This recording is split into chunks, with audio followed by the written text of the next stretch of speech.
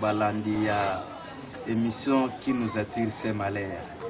Émission où les émissions pesa makaboyebi connaissance na ba oyo nyonso basili ko bongisa elikia. Les émissions où les kakana Tomiyeba TV où ils ont les net. Les autres ont parlé sur le malheur où ils ont arrivé pour les Congolais, précisément les chrétiens. L'homme de Dieu tozotuna ni noziste ezo marché te na bomo ya bana na nzambe bazo sambela bazo kila ba offrande bazo pesa dim bazo pesa mais rien ne marche. Et a dit à quoi l'homme? Bon, ils a dit ils a juste la réponse de mon côté. Merci d'abord pour la question. Ils a dit la réponse de mon côté. Et loko ezo tiré que le peuple de Dieu bazo sambela mingi. Ban nzambe bazo sambela mingi bazo kende ba prière mingi bazo sala ba dette mingi bazo kabela nzambe bazo sala ce qu'il faut. Mais souffrance na bango ezo sala toujours qu'à continuer. Il y a liboso to ko koloba. Esengeli mutu d'abord azongela na nzambe. Batu bazongela nzambe non kozonga na église mais bazongela nzambe na mitema na bango. Mutu mususu azosambela nzambe, mutu mususu azosambela nzambe, mazosambela nzambe non na mutema mais na makolo. Il se déplace juste de la maison pour komaka en église. Mais mutema na ye eza musika ya nzambe. Ya liboso sengeli batu bazongela nzambe. Ya mibale batu bazwa conscience. Pourquoi bazo sambela nzambe? Ceux qui montent à sambela et qui ont conscience de pourquoi bazo sambela nzambe. Nzambe a cause la difficulté mais montant on comme la difficulté pour acheter vie na yeza la changer. Il y a les bosso bato bazo ngela nzambe. Il y a mi balé bato bazo conscience pourquoi bazo sambela nzambe. Et puis ba comprendre parce que ce montant comme kati na yesu le bien était si quelqu'un est en Christ, il est devenu une nouvelle créature. Les choses anciennes sont passées.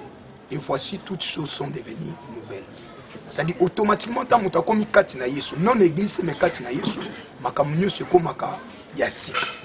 C'est-à-dire on nyo se zala ki amabe et kolongwa nyo se koma yasika automatique. C'est ce qui crée que yango ba sambela mais bazo zo résultat malamu te parce que ba mitema na bango eza musika na nzambe. Et puis non bazo conscience te ya oyo bango bazo sala. C'est ça juste question.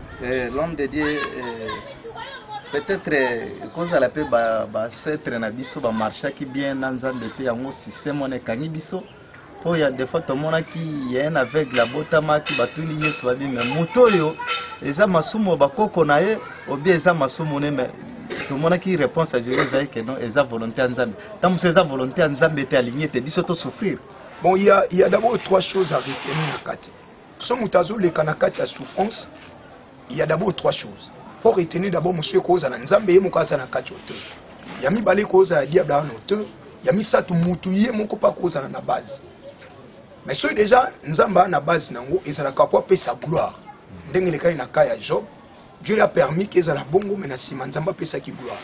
Ya mi balé diable koza na auteur parce que c'est lui qui est l'auteur du mal. Diable peut être l'auteur. Mais ce muta comme ce ye moko a eu conscience et ka zongeli nzambe, diable a la force té. Même dans cette base en force, si quelqu'un est en Christ, il devient une nouvelle créature. C'est-à-dire, agir de la conscience à comme des choses anciennes doivent passer. Des choses anciennes, c'est quoi? Et ça, koko foi longwa, nyonso mabe foi longwa, nyonso ya mabe foi koya. À partir de wana ke o ezala qui est impossible na vie mutu et koko ma possible parce que muta komi kati na Yesu. Et à ce moment-là, au mona nyonso koko ma eza debi ya makambo ya malamu. Débit à Makamalam, ils ont ni en cette, c'est le même que réponse au PSLB, ils ont ni eza ni ba parents na ye mais ça pour te gloire ya nzambe talisama. C'est-à-dire on nous a montré d'abord nzambe ba otalisa biso ni ba parents ba otalisa biso pe ni ba ancêtres mais ça yende aza na base. Donc mutunde ye moko aza base à nyonso. C'est juste ça.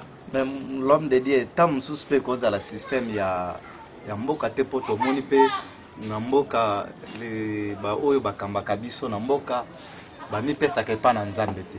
Bakotaka ba système moko boyo oyo ezo englober bato bakota na kati. To monaki Israël bazalaki à chaque instant menacé parce que ba oyo bazalaki ko kamba bango bazalaki dignité na nzambe. Mais souffrance wana yaki pona ba oyo nyonso bazali na kati ya mboka. Et s'il n'y a pas moyen de changer le système bon de la pona nzambe, ameka ko changer système oyo ba système ya gouvernement ko ya système ya mboka ko ya po bana na nzambe ba pambola. Normalement bato ba bondila. Na Congo bato ba bondila. Le fait que bato ba bondila, c'est ce que nous revient toujours. La question quand on lobby, mboka pe et daka bato ba évoluer. C'est pourquoi Bible lobby na biso mutu oyo azo diriger bato bazo diriger mboka soki baza motema malamu et ko permettre peuple ya évoluer. Et ça lokola papa na kati ya ndako papa soki aza bien akolinga pe bane bazala. Et ça lokola ndenge moko na basali ya nzambe na bakambi ya mboka ba aider peuple ya nzambe bazala malamu. Ils ont dépendre pe na mboka dans le sens sur le plan économique, sur le plan social, sur le plan politique et sur le plan religieux. Et sengeli na ba konzi mboka na église ba sangana ba yokana pour permettre que peuple oyo baza ya mboka oyo ba na ko réussir. Parce que ba yokana ti ba konzi mboka bazotambusa mboka sans ba yoka nzambe. Ba yoka nzambe na nzela ya basali na. Et que le fait que bazo yoka nzambe te na nzela basali bazo collaborer na basali ya nzambe te. Moi mboka pe ki liboso lozalaki. Alors bando ko créer malheur mingi. Donc chute nango mingi kozalaka na peine. Mbote na balandi nyonso ya Tomi Yeba TV www Tomi Yeba TV. Mbote na bawo nyonso bakolanda biso na mikili ya Afrika, mikili ya Asia, ya Europa. Tozana Tomi Yeba TV, émission na bino qui nous attire cette malheur. Batu bazo sambela, batu bazo bondela, rien ne change. Le système ya mboka ekangi batu. To sala nini? Moi je vous dis ceci, boyoka ba biyano o musali na nzambe bazo pesa. Soyons soumis, bokanga mana nzambe. Premièrement, cherchez d'abord le royaume des cieux. Mais l'homme de Dieu, na moni que makambo ezo changer te parce que Bible lobi que chercher premièrement le royaume des cieux, mais ba komi ko luka ba chercher nano le reste. Au lieu de chercher premièrement, bazo luka le reste. Et ça ngote ezo kanga bana na nzambe. Bon, le royaume des cieux c'est autre chose. D'autant plus tozana mukili, le royaume des cieux et les choses ya mukili, c'est deux choses différentes ce que les gens disent. Et ça mokili eza na makambo nango bokonza nzambe pe na makambo. Bible dit que oya eza na Yesu Masia, il a la vie éternelle. Celui qui a le Fils a la vie. C'est-à-dire si la personne déjà yambi Yesu Masia, a déjà automatiquement la vie éternelle. Alors d'autant plus soit la vie éternelle, nous n'avons plus en question en location vie éternelle. C'est ça l'homme de Dieu. Alors dit, cherchez premièrement le royaume de cieux. Batusuko balingi nan ko luka nzambe te bazo luka ba bien. Yango peut-être raison occasion ils permettre te batba pambwama. Au lieu de connecter na makambo nzambe nan to luka nzambe azala liboso pona mboka to tia na nzambe liboso biso to zui nan to tia mbongo to tia misala to tia mapango au lieu de to tia nzambe. Yango te za libaka pona biso. Ah oui, normalement Yesu apôtre Pierre a tunaki Yesu question. Abi Seigneur, tala biso totiki nyonso. Tozo landa yo tokozwa nini? A poser une question d'abord parce qu'abandé komona azomona liboso pe na sima na ye. Yesu alobi na lobi, vous recevez au centuple si ce siècle présent la vie éternelle. Et sur le siècle présent la vie et sur le siècle à venir la vie éternelle. Ça d'abandi d'abord na ye na makambo o ezana nu ya auto za na ngola mokili. C'est-à-dire quand la personne déjà a reçu Jésus-Christ, a habillé sur le rôle à Mokonzi, automatiquement la personne déjà a la vie éternelle. Parce que c'est Jésus qui donne la vie éternelle. Quand tu as Jésus, tu as la vie. Quelle vie? La vie éternelle. Et tout ce qui se reste ici, et qu'on peut s'amener la biso na sima. Nous sommes obligés d'abord, tant que nous sommes obligés. Parce que nous vivons, tu auras besoin de Yakolia, Yakomela, Yakolata, Margena, Tozulo Lati. L'eau là peut-être ça autour monati. Mais autres ont besoin, c'est d'abord ce qui est matériel. Attends, ce qui peut monter au lit à bientôt, là, tu as mal à monter. Vous avez la difficulté à l'eau, la moelle.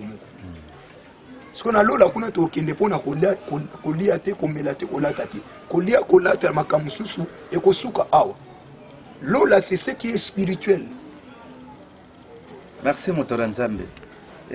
Tozo kene na koshite avant dernière question na biso ezaboy. Eli tomona ki liboso ya 400 prophètes de Baal. Abondi ye moko Père Longi. Est-ce qu'il n'y a pas même un serviteur où il y a ko belela Nzambe, Nzambe a changé situation au na kati ya Congo. Bon, faut comprendre pe bilo musu ezali. Ils ont annoncé biso ba signe du temps. Ils ont annoncé biso ba signe du temps. Si vous comprenez le signe du temps, vous allez comprendre dans quel temps que nous sommes. Et puis pour votre information, là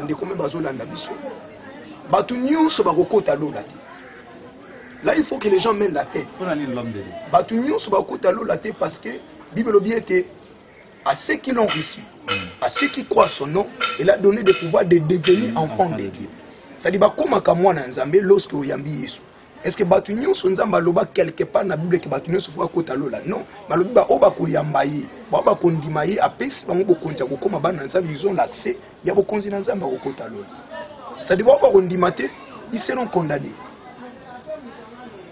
Ndeki Satana azekela mwanza mazamu na nzambe.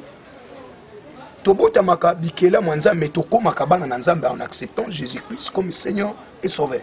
C'est-à-dire pour to kota lola et ça la décision à yo tu as pasteur tu église mon côté à prophète tu as diacre il y a évêque mon côté et ça la décision nzambe parce que nous le recevons par la grâce. C'est une grâce imméritée puis nzamba yebi ba kota no ba kota ti mais souvent nzambe zali ke ba kunyo so ba kota mais ba kota ba ko accepter. Si vous acceptez vous avez la vie, si vous n'acceptez pas vous serez condamné. Merci l'homme de Dieu. To commis presque na question ya soka.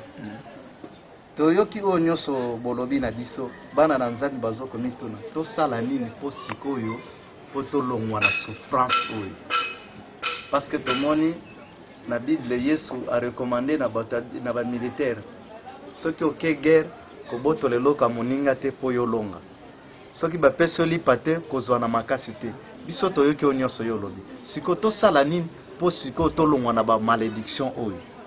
Pour tout le monde, na souffrance, tout na malédiction, na moment où le peuple a zolé. La plus grande des choses, c'est que le peuple a zongé la Nzambi. Peuple a zongé la Nzambi. Toko ki ko avancer, toko pambola mati, toko mona nyon sauté, ce qui peuple a zongé na Nzambi. Jésus a le bien haut. Venez à moi, vous tous qui êtes fatigués et chargés, moi je vous donnerai du repos. Ça du repos vient lorsque la personne aille pas dans Nzambe. Nzambe déjà c'est qui devoir naie, ya kotika trône naie, ya koya ko luka biso pa bikisa biso. Biso beto na part na biso ya ko kende sko vers Nzambe. Et sengeli sko peuple ba zongela nde Nzambe. Ce ba zongeli Nzambe ça sera facile. Ce ba zongeli Nzambe ça sera facile parce que Nzambe olingande batu ba ya pa naie. Bazonga na lolenge ni l'homme de Dieu éclaircir bango bazonga lolenge ni bololenga liboso batu bakozongela Nzambe eza d'abord un batu bazwa conscience que tant tozo kende vers Nzambe tozo kende d'abord pour la vie éternelle. Ça c'est un kozongela Nzambe malamu yango lolenga malamu batu batika nanu batika ba pratique eza mabe okomona mutu azo ya kosambela Nzambe l'église mais makambo azo sala libande église c'est autre na oyo azo ya kozwa l'église. Bazokanisa Nzambe aza na église libanda Nzambe azala te. Or que Nzambe akontrôler biso na église na libanda église. Donc c'est d'abord peuple de Dieu bazonga na Nzambe. De deux, bazwa conscience. Et puis le 3, ba abandonner ba chemin oyo ekoyi kopesa Nzambe lokomote. Parce qu'il y a des choses mutu tango osala, au lieu pesa Nzambe esengo, ezopesa Nzambe kanda. Alors tant Nzambe akoma na kanda, Nzambe ko réagir. Et c'est ce qui fait que au moment où on a la nuance, on va prier, résultat va prier mais commenter parce que nous avons un candidat qui est moko. Mais il y a le qu'il y a la miséricorde. Mais malgré il est miséricorde, il est juste mais il est fidèle. Miséricorde n'est ça la kata mutaza juste. Aux fidèles pour soi Nzambe. Ce que vous avez au moment où Nzambe est juste paix à fidèle. Il est fidèle par rapport à quoi? Il y a parole naïe.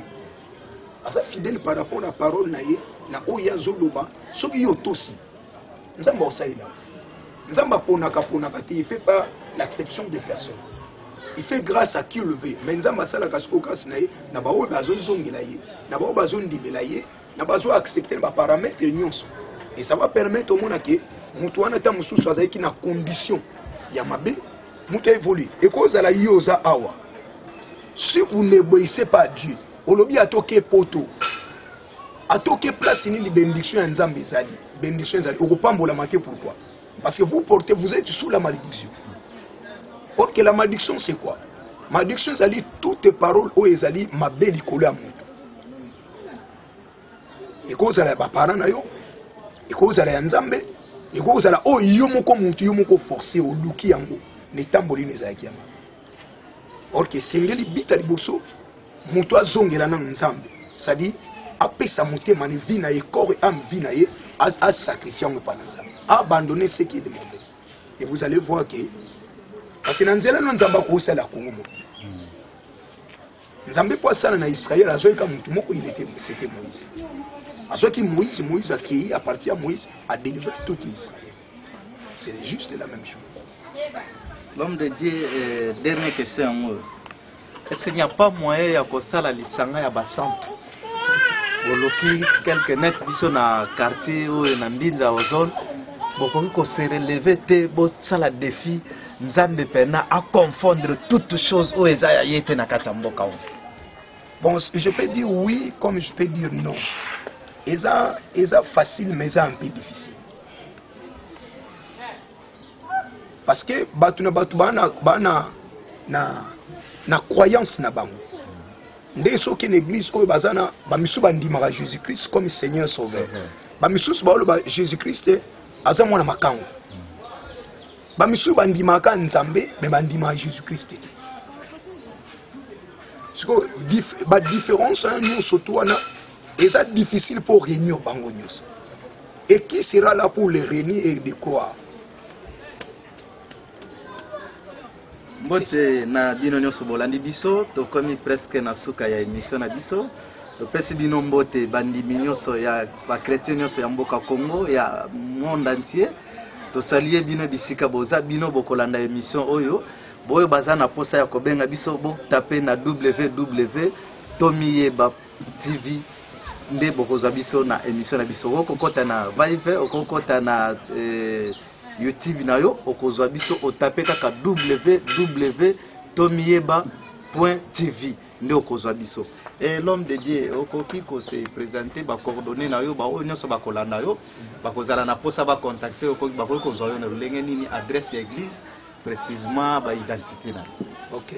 On a comme un pasteur Paul Akim. Ce qui ba nimba zo biso nous sommes dans le ministère MEFA. MEFA Lingi Koloba, mission évangélique de foi en action, dirigée par le révérend apôtre Albert Malombe. C'est lui qui est notre père spirituel. Adresse ya nanga ezali, donc numéro nanga téléphone plus 243 90 131 88 52. Notre numéro plus 243 90 509 49 46. Juste wana soki banba zonga na face ezali kaka Akim Compagnie babetika Akim Compagnie bakozwa ngai facilement na face na ngai, ça sera facile. Okoki ko pesa mbote na ba ndimi nyonso ya église ba membre nyonso li précisément et pas apôtre Malombe oyaza coordonnateur ya ngomba MEFA. Et ça c'est lui il est le patriarche. C'est mon père spirituel. Je le salue. Je salue apôtre Albert Malombe et toute sa famille.